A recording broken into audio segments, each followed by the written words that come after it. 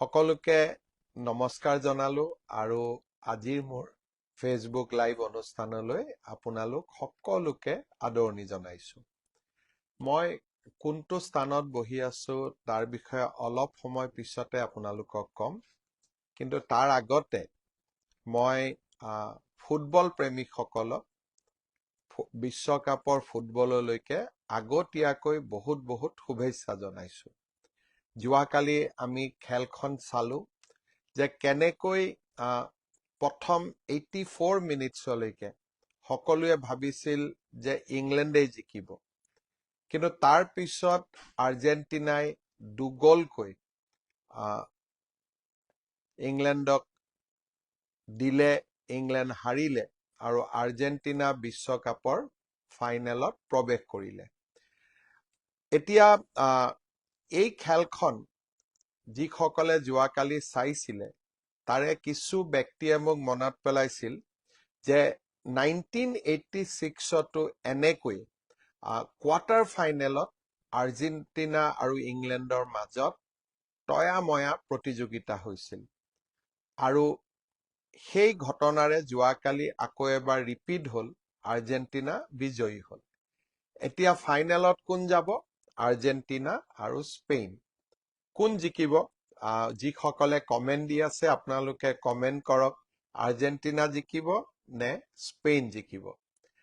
আমি অসমত এইবাৰ এই ফুটবলৰ বিশেষকৈ ফিফা ৱৰ্ল্ড কাপ যাতে সকলোৱে চাব পাৰে তাৰ কাৰণে আমি CM FIFA football park Guwahati, Dibrugarh, Jorhat, Silchar, উত্তৰ লখিমপুৰকে ধৰি কেইবাখনো চহৰত আয়োজন কৰিছিলো।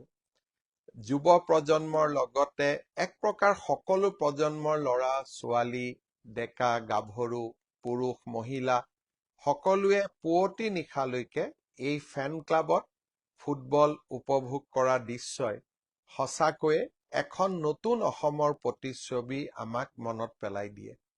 এদিন বন্দুক বাৰুদৰ ধোঁৱাৰে আৱৰা এই অসমখনত পুৱতি নিশালৈকে ফুটবল উপভোগ কৰা সঁচাকৈয়ে ই এক অভূতপূৰ্ব ৰূপান্তৰৰ যাত্ৰা।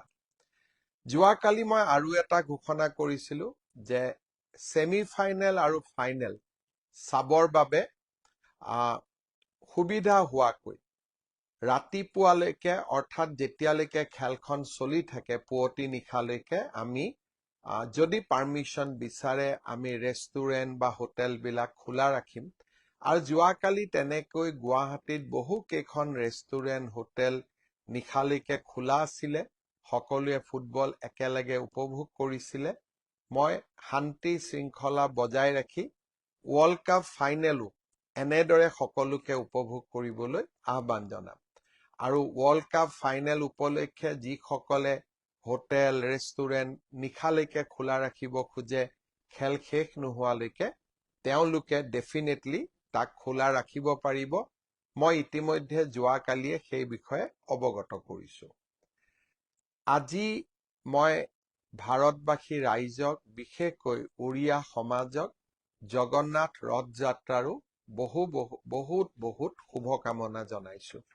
জগন্নাথ ৰথ যাত্ৰা আমাৰ সনাতন হিন্দু সমাজৰ এটা গুৰুত্বপূৰ্ণ ধাৰ্মিক অনুষ্ঠান।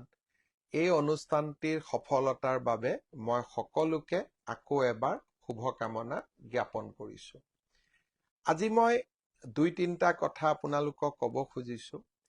কেইদিনমানৰ পৰা আমি অসমত আলোচনা কৰি আছো মাট্চা চাহ।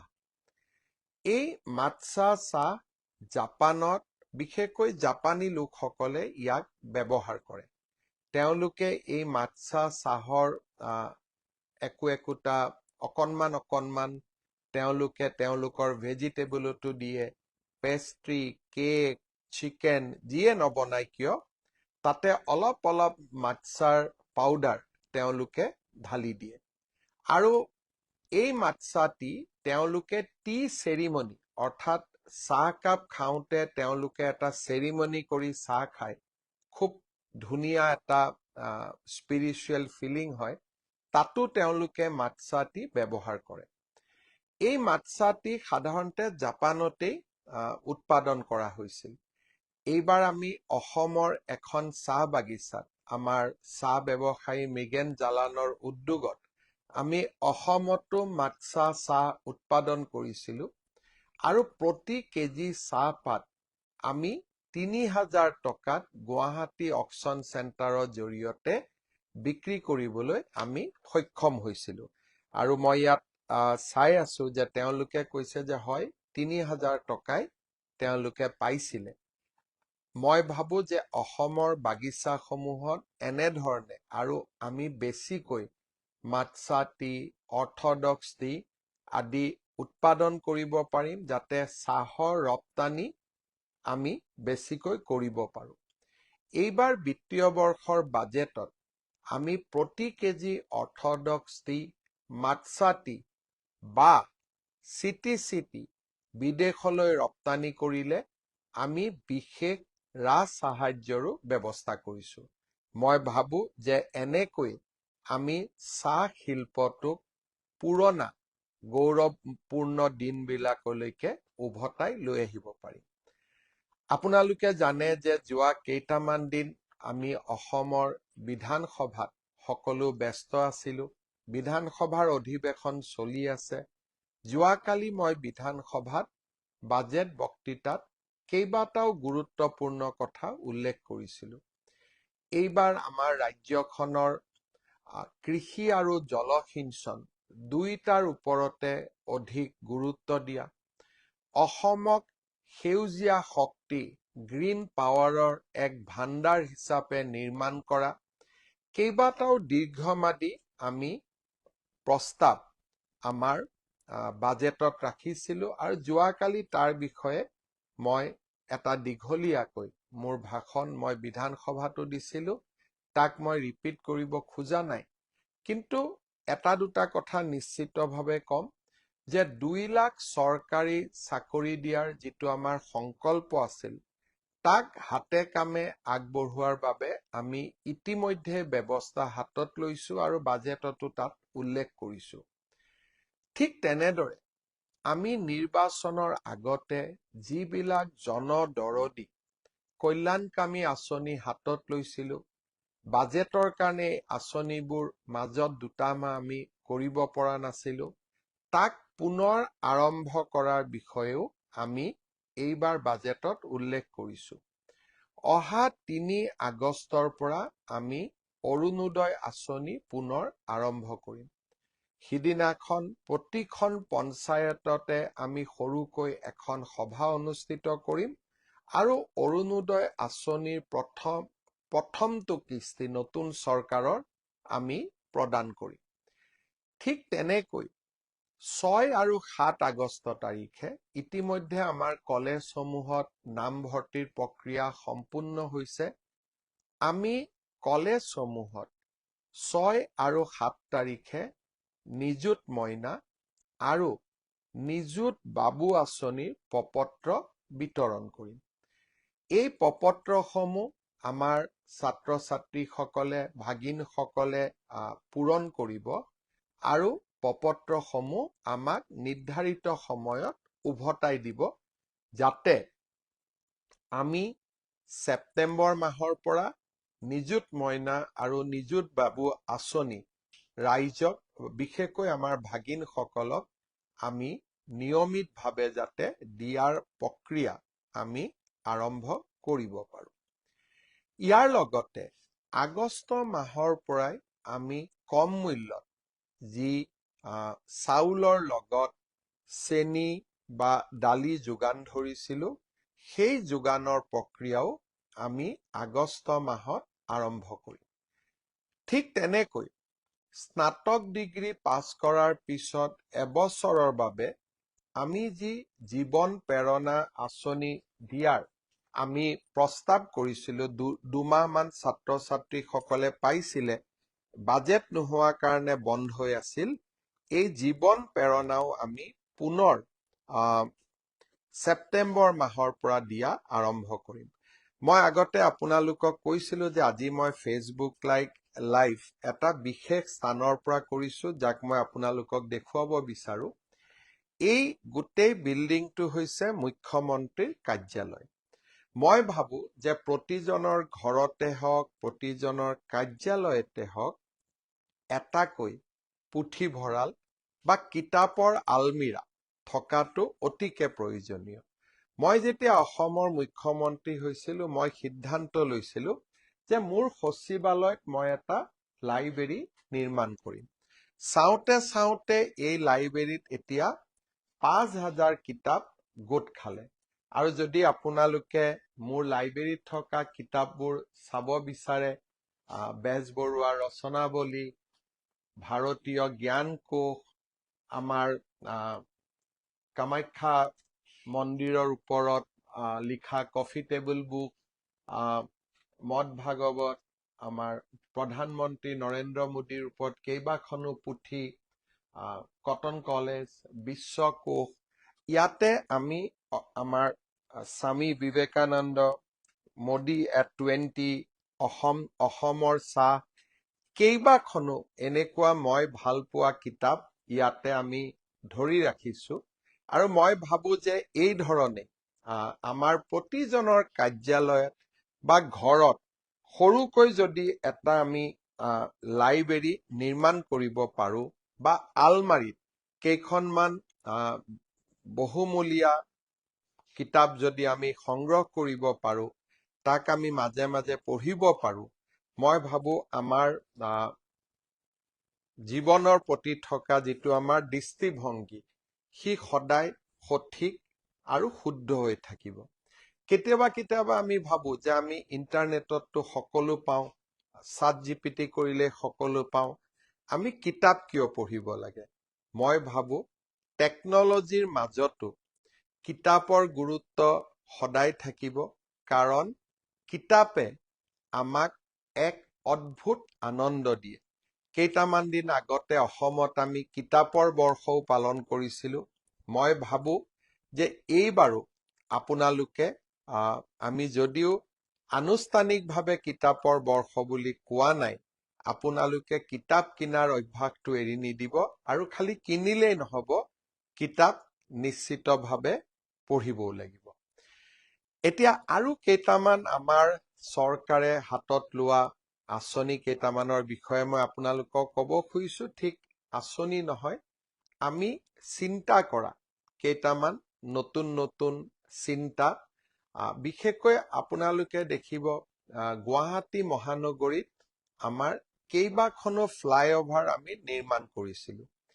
এতিয়া এই ফ্লাইঅভাৰ সমূহত আমি হেঙিং গাৰ্ডেন একোখন আমি নিৰ্মাণ কৰিব খুজিছো।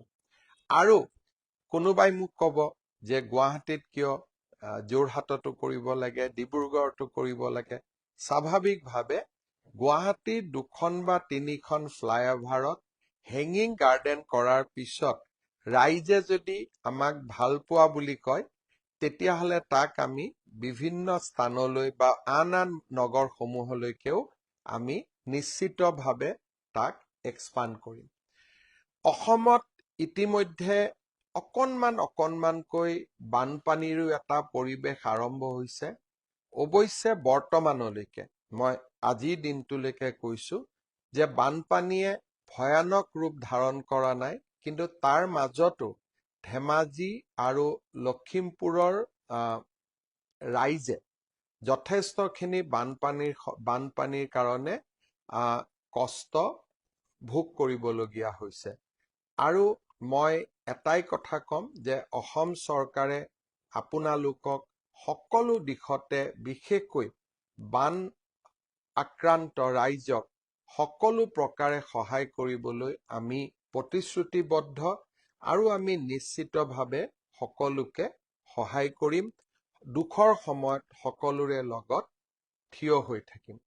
এটা কথা আমি নিশ্চিতভাৱে অলপ হলেও সন্তুষ্টি প্ৰকাশ কৰিব লাগিব যে এই মুহূৰ্তলৈকে অসমৰ কোনো মথাউৰি ভঙা নাই। সি আমাৰ বাবে যথেষ্ট সন্তুষ্টিৰ কথা। কিন্তু সমান্তৰালভাৱে আমাৰ বাবে এটা চিন্তাৰ বিষয় হৈ পৰিছে গৰাখহনীয়া। ডিব্ৰুগড়ৰ বিশেষকৈ চাবুৱা সমষ্টিত কেইবাটাও অঞ্চলত গৰাখহনীয়াৰ সমস্যা ভয়ানকভাৱে দেখা দিছে। মই নিজে অহা 1 আগষ্ট বা 2 আগষ্টত ডিব্ৰুগড়লৈ যাম আৰু এনে গৰাখহনীয়া অঞ্চলসমূহ নিজে চাবলৈ চেষ্টা কৰিম, যাতে আমি ৰাইজক সহায় কৰিব পাৰোঁ। গৰাখহনীয়া ৰোধ কৰাৰ বাবে আমি যিমান পাৰোঁ আমি সহায় কৰিব পাৰোঁ। শ্ৰদ্ধাৰ ৰাইজ, এইবাৰ বিধানসভাত কেইবাখনো গুৰুত্বপূৰ্ণ আইন আমি আনিবৰ বাবে চেষ্টা কৰিছোঁ।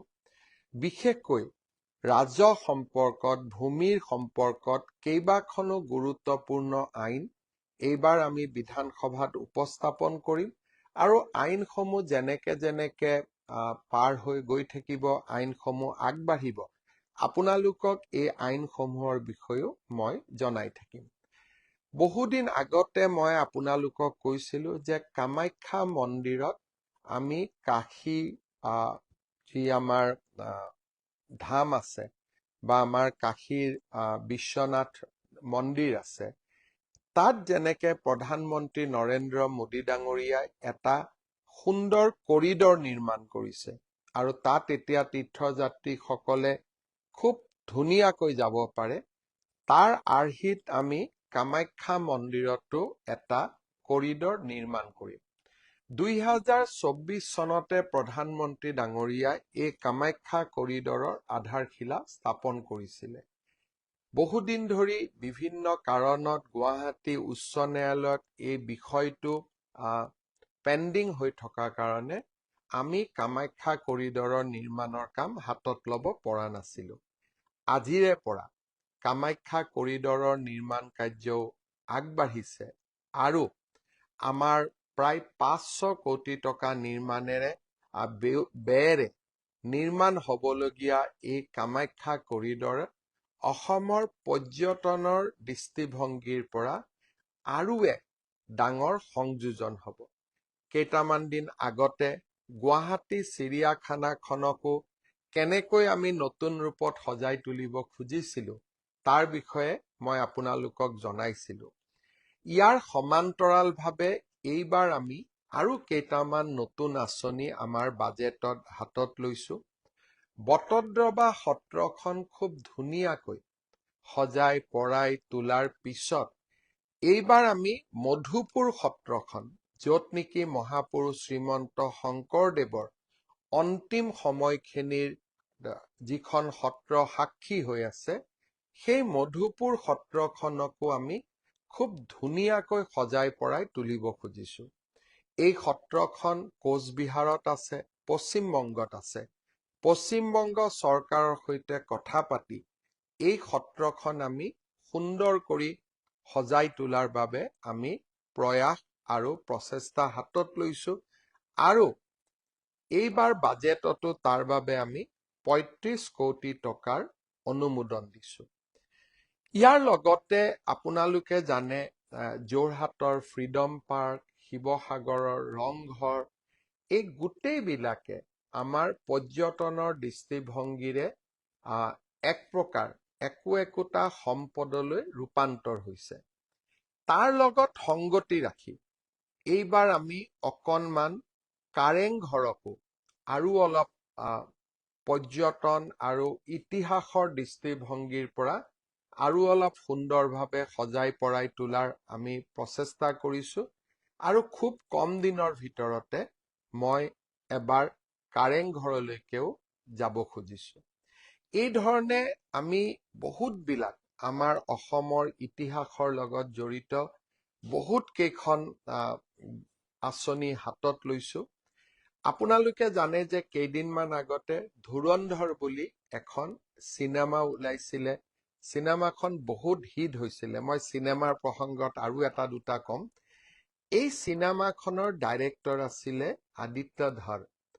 তেখেত আজিৰ দিনত সমসাময়িক ফিল্ম প্ৰডাকশ্যনত তেওঁ যথেষ্ট নাম কৰিছে। কেইটামান দিন আগতে মই তেওঁৰ লগত টেলিফোনত কথা পাতিছিলোঁ। যে আমি লাচিত বৰফুকনৰ ওপৰত এনেকুৱা সুন্দৰ বোলছবি এখন হিন্দী ভাষাত গোটেই ভাৰতবাসীয়ে চাব পৰা লাচিত বৰফুকনৰ এখন ওপৰত আমি এখন সুন্দৰ বোলছবি নিৰ্মাণ কৰিব নোৱাৰো নেকি, যিখন নেকি এনেকুৱা ধৰণৰ হয় যাক আমি এখন ব্লকবাষ্টাৰ ফিল্ম বুলি কওঁ, তেনেকুৱা ফিল্ম এখন আমি বনাব নোৱাৰো নেকি? আদিত্য ধৰ ডাঙৰীয়াই মোক কৈছিলে যে তেওঁ মোক আগষ্ট মাহত লগ পাব আৰু লাচিত বৰফুকন চিনেমাখনৰ বিষয়ে তেওঁ মোৰ লগত কথা পাতিব। মই ভাবো যে তেখেতেই হওক বা আন কোনোবা ডিৰেক্টৰক সন্মুখত ৰাখি আমাৰ চৰকাৰে যদি এখন লাচিত বৰফুকনৰ সুন্দৰ চিনেমা প্ৰডিউচ কৰিব পাৰে আৰু লাচিত বৰফুকনক আমি যদি ভাৰতবৰ্ষৰ চুকে কোণে বিশ্বৰ চুকে কোণে লৈ যাব পাৰো, ইও আমাৰ চৰকাৰৰ এক বিশেষ সফলতা হ'ব। মই আৰু দুটা কথা খুব সোনকালে আপোনালোকক ক'ব খুজিছো, মই বহুত বেছি সময় ল'ব খোজা নাই। ভূমি সমস্যা আমাৰ ৰাইজৰ এটা বহুত ডাঙৰ সমস্যা। বসুন্ধৰা 1, 2, 3 জৰিয়তে আমি ৰাইজৰ ভূমিৰ সমস্যাসমূহ সমাধানৰ চেষ্টা কৰিছিলো আৰু প্ৰায় 10 লাখতকৈও অধিক পৰিয়াল মিছন বসুন্ধৰাৰ পৰা উপকৃত হৈছিলে। কিন্তু ইমানবিলাক পৰিয়াল উপকৃত হোৱাৰ পিছতো ভূমিৰ সমস্যা এতিয়াও শেষ হৈ যোৱা নাই। কাৰণ ভূমিৰ শ্ৰেণী, কোনোবাটো দেৱোত্তৰ মাটি, কোনোবাটো ভিজিয়াৰ মাটি, কোনোবাটো ফৰেষ্ট মাটি, কোনোবাটো আন ধৰণৰ শ্ৰেণী জলাতক মাটি, যিবিলাকত প্ৰচলিত আইনৰ আধাৰত ভূমিৰ আবল্টন দিয়াটো অত্যন্ত কষ্ট আছিলে। এতিয়া আমি 25 ডিচেম্বৰৰ পৰা বসুন্ধৰা 4 আৰম্ভ কৰিম। এইকেইটা দিনত আমাৰ যিসকলে বিভিন্ন ধৰণৰ ভূমিৰ সমস্যা ভোগ কৰি আছে, যাৰ কাৰণে বাৰে বাৰে তেওঁলোকে চেষ্টা কৰাৰ পিছতো বসুন্ধৰাৰ পৰা উপকৃত হ'ব পৰা নাই বিভিন্ন কাৰণত, মই আপোনালোকক অনুৰোধ কৰিম এই সমস্যাসমূহ আপোনালোকে যেন চৰকাৰক অৱগত কৰে। আমি চৰকাৰে এটা বসুন্ধৰাৰ সম্পৰ্কত পৰামৰ্শ ল'বলৈ এটা পৰ্টেলৰ সৃষ্টি কৰিম। সেই পৰ্টেলত আপোনালোকে মাটিৰ ক্ষেত্ৰত ভোগ কৰি থকা বিভিন্ন সমস্যাৰ কথা উল্লেখ কৰিব পাৰিব আৰু এইবাৰ আমি সমস্যাসমূহ সমাধানৰ উত্তৰ দি মিছন বসুন্ধৰা 4 আমি সজাই তুলিব খুজিছো। মই এটা সৰু উদাহৰণ দিছো। তিনিচুকীয়া জিলাত মৰাণ লোকসকলে বহু দিনৰ পৰা ফৰেষ্টত বাস কৰি আছে। কিন্তু তেওঁলোকে যেতিয়া ফৰেষ্ট বা বনভূমিৰ অধিকাৰ বিচাৰে, তেতিয়া আমি কওঁ যে জনজাতীয় লোকসকলেহে ফৰেষ্ট ৰাইটছত অধিকাৰ পাব পাৰে, গতিকে আপোনালোকে এই ভূমিৰ অধিকাৰ নাপাব। এতিয়া আমি চেষ্টা নিশ্চিতভাৱে কৰিব পাৰো যে অসমৰ আদিম জনগোষ্ঠী হিচাপে কেনেকে মৰাণ মটককো আমি বনভূমিত মাটিৰ অধিকাৰ দিব পাৰো। এই সমস্যাবিলাক মই আগতে নাজানিছিলো। যেতিয়া বসুন্ধৰা 1, 2, 3 কৰিলো, এনেকে নতুন নতুন সমস্যাবোৰ আমাৰ সন্মুখলৈকে আহি থাকিলে আৰু আমি সমস্যাবিলাক সমাধানৰ ৰাস্তা উলিয়ালো, কিছু উলিয়াব পৰা নাই আৰু তাৰ বাবে আমি বসুন্ধৰা 4 লৈ আপোনালোকৰ মাজলৈ আহিম, যাতে আৰু বহুত সমস্যা সমাধান হয়। অৱশ্যে য'তেই সমস্যাৰ সমাধান হয় তাত নতুন সমস্যাৰো সৃষ্টি হয়। তাৰ মাজতেই আমি আমাৰ দায়িত্ব পালন কৰি গৈ থাকিব লাগিব। শ্ৰদ্ধাৰ ৰাইজ, আপোনালোকে এনেকৈ আমি আপোনালোকক ক'ব পাৰো যে এনেকৈ আমি জনসাধাৰণৰ বাবে প্ৰয়োজনীয় কামবিলাক কৰি কৰি গৈ থাকিম আৰু কৰি কৰি গৈ থাকোতে আমাৰ ভুল ত্ৰুটিবিলাক আপোনালোকে মনত পেলাই দিব আৰু আমি একেলগে অসমৰ কল্যাণৰ বাবে আমি কাম কৰি কৰি গৈ থাকিম। শ্ৰদ্ধাৰ ৰাইজ, এইকেইটা দিন মাজে মাজে মোক কিছুমান হোৱাটছআপ আহি আছে। মই হোৱাটছআপবিলাক চাওঁ। হোৱাটছআপত মোক বহুতে সুধি আছে যে ককা দেউতা নাতি আৰু হাতীত আপুনি যে হাতীৰ ওপৰত গান গাইছিলে, তেতিয়া আপোনাৰ কিমান বয়স হৈছিলে? হাতীটোত উঠা মানুহজন সঁচাই আপুনিয়ে আছিলেনে? মই যেতিয়া মোক প্ৰশ্নৰ উত্তৰ দিয়ে, তেতিয়া মই হোৱাটছআপত দুই এজনক উত্তৰ দিওঁ আৰু কেতিয়াবা শৈশৱলৈকে ঘূৰি মনটো ভালো লাগে। যেতিয়া মই 9 বছৰ আছিলো, তেতিয়া মই ককা দেউতা নাতি আৰু হাতী কৰিছিলো আৰু হাতীৰ ওপৰত উঠি 1 2 3 4 গানটো মই গাইছিলো। এতিয়া যেতিয়া কেতিয়াবা ইউটিউবত মই মোক নিজেই চাওঁ, তেতিয়া মই নিজেও ধৰিবই নোৱাৰো যে সেইজনে মই আছিলো। এই চিনেমাখনৰ লগত মোৰ বহুত শৈশৱৰ স্মৃতি জড়িত হৈ আছে। কেতিয়াবা আপোনালোকক সময় পালে নিশ্চিতভাৱে কম।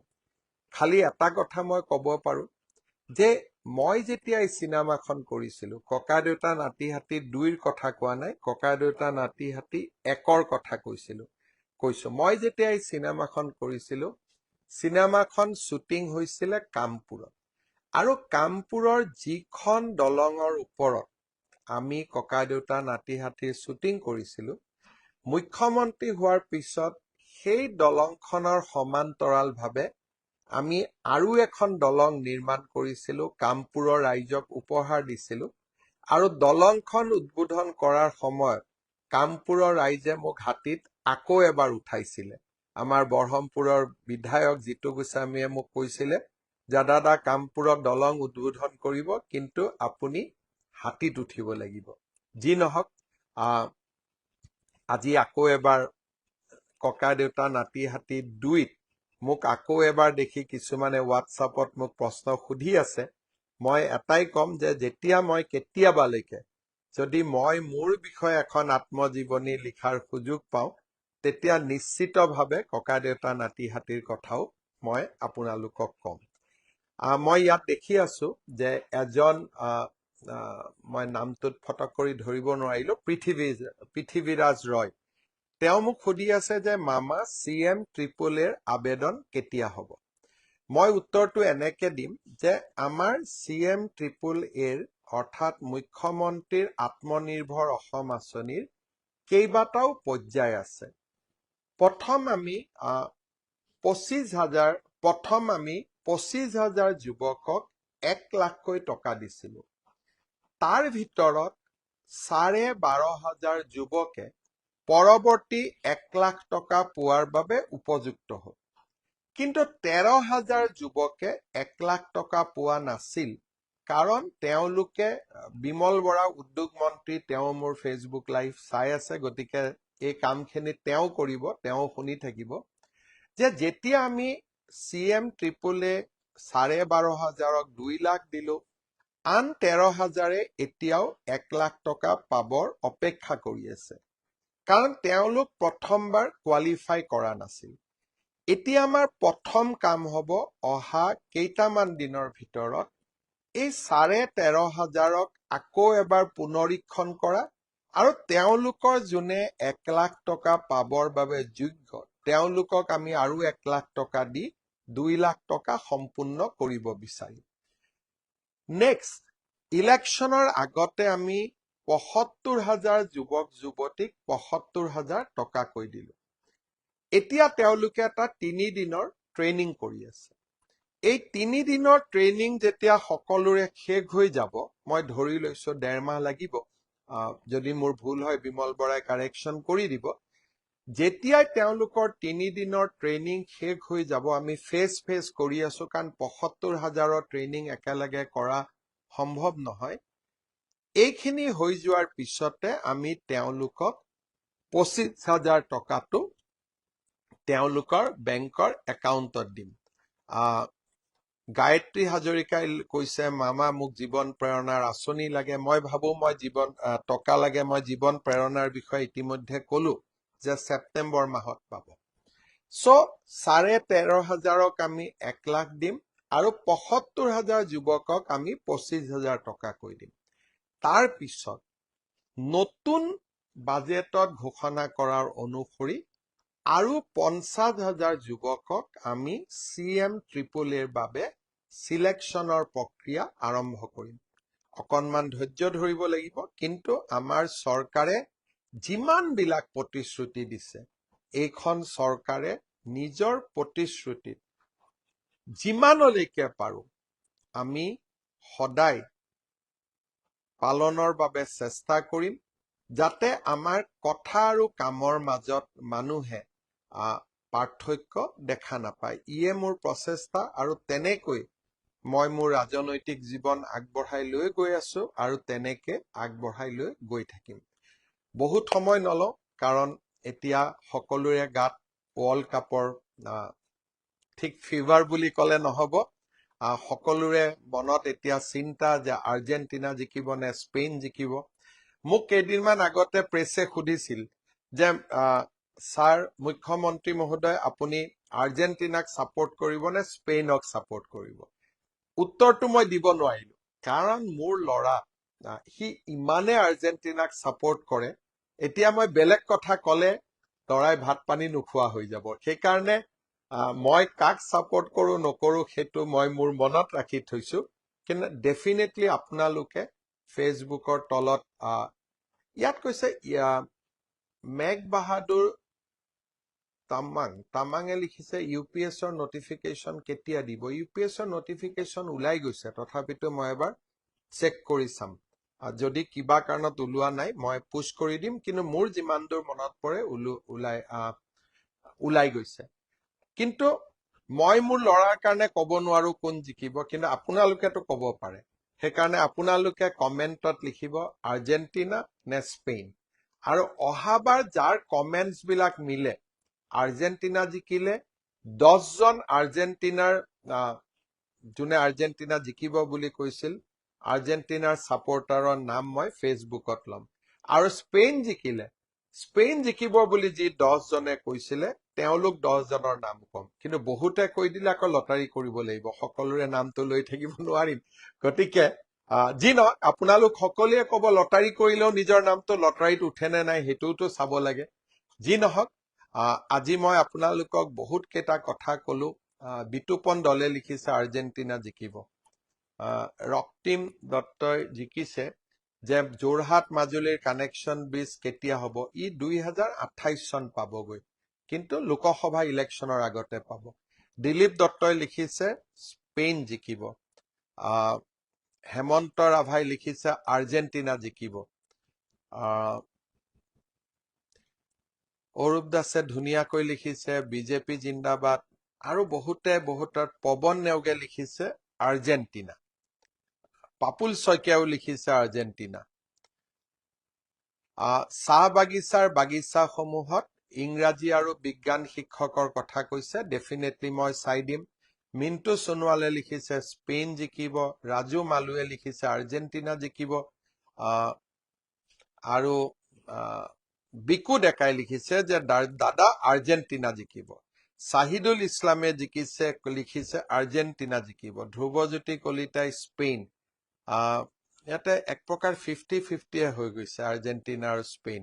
যি নহওক, আমি সকলোৰে ভাগ্য পৰীক্ষা কৰিম। মই দুইটা দলকে অসমবাসী ৰাইজৰ হৈ বহুত শুভেচ্ছা জনাইছো। শিলচৰ, ডিব্ৰুগড়, যোৰহাট, গুৱাহাটী, লখিমপুৰ CM FIFA ফেন ক্লাব, আপোনালোকে তাতে গৈ খেল ধুনীয়াকৈ চাব পাৰিব। আৰু ৱৰ্ল্ড কাপৰ স্পিৰিটত আমি অসমত ফুটবল আমি চেলিব্ৰেট কৰিম। আৰু কেতিয়াবালৈকে আমি নিশ্চয় সপোন দেখিম এনেকে ভাৰতেও বিশ্বকাপত খেলিব, আৰু ভাৰতৰ বিশ্বকাপ টিমত অসমৰ এজন বা দুজন খেলুৱৈ থাকিব। সেই দিনটো ডেফিনেটলি আহিব। বহুত ধন্যবাদ। আকৌ লগ পাম।